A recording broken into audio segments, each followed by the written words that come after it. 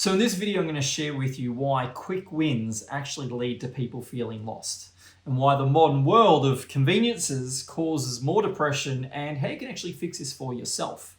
Now, did you actually know that it's the modern world and all its conveniences that actually causes a lot of depression for people? Now, there's a reason why most of the English-speaking countries, despite their objective wealth, still have higher rates of depression. And did you know that the average emotion that people feel when they sit and watch TV is mild depression? And are you also aware that the WHO suggests that 3% of the world's population suffer from depression, which is 264 million people? In the society that I've grown up in, it's become commonplace to see people suffering from depression, anxiety, and life-crippling fears. Yet we live in a wealthier, healthier, and more modern environment where we have information at our fingertips, we have entertainment in our pockets, we can stream movies, watch TVs on demand, in our lounge rooms, our bedrooms, and even our bathrooms. And so what's causing all this depression? Well, is it pollution? Is it toxic load? Is it people's brain dysfunction? Is it something about genetic mutation? Or is there something else at play? Now, whilst these answers would be convenient to think that, well, it's not our responsibility, it's our brain dysfunction or it's a toxic load, the inconvenient truth is that these feelings of being stuck and lost and unfulfilled and numb are caused by this cultural need for us to seek out pleasures instead of gratification. So let me share with you a little bit about my life. When I was in my 20s, I was all about pleasure. I was drinking, I was smoking, I was partying, I was watching movies, I was playing computer games, I was playing guitar, and drinking beer was pleasurable. Going out to parties was pleasurable. Playing computer games was pleasurable. All of these things were easy to do. Pay $5 and you get a beer. Turn on the computer and you get to play a game. So despite having so much pleasure in my life, I wasn't very happy. So why?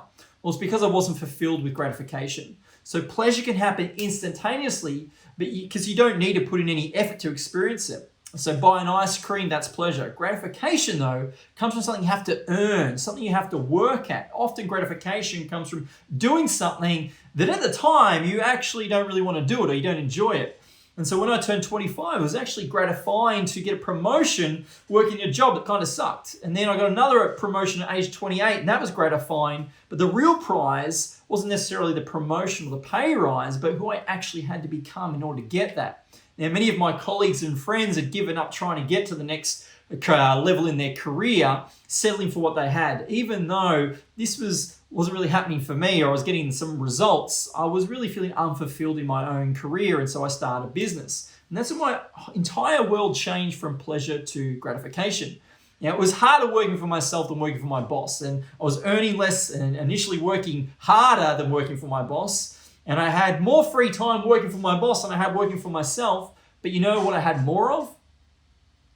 I had more fulfillment. I was happier. I had more gratification. Sure, there were some really hard days and there were some tough days, but those tough days were the days that became like the birthplace of the most amount of gratification for me. There were days where I felt like giving up and going back to my old career, but I didn't. And yeah, there were days that I felt like, scrapping everything and starting over, but I didn't. Now, why do people climb mountains and make their legs turn to jelly on the way up? And why do they lungs sting of exhaustion trying to get to the top? Well, it's gratification when they get to the top. Now, we've all been conditioned, as I like to say, socially hypnotized to believe that we should want modern conveniences and success shortcuts. But what we want and what we need are often two different things.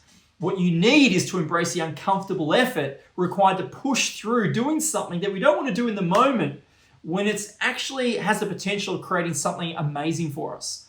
We need to develop resilience and grit and fortitude and discipline to stay focused and hold on to our vision during those storms when we're unresourceful and we try to trick ourselves into believing that this is something we should give up on. Now, I'm not saying you have to be perfect at this or that it's even easy. It's not, but it's worth it. It's worth pursuing. And pursuing doesn't mean burning yourself out either. It means pursuing it to the point that you need to rest. So you rest and you get back up and you keep going. It's all about getting to the top of your mountain, whatever that is for you. And so I encourage you to stop sedating yourself with pleasures that you don't have to work for. Watching TV, social media, fast food, processed foods.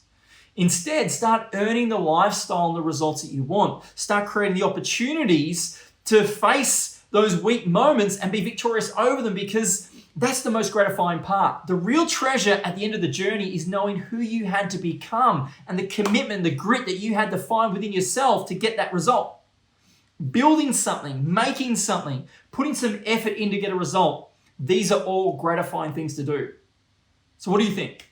Comment below and let me know what stood out for you from this video. Thanks for watching.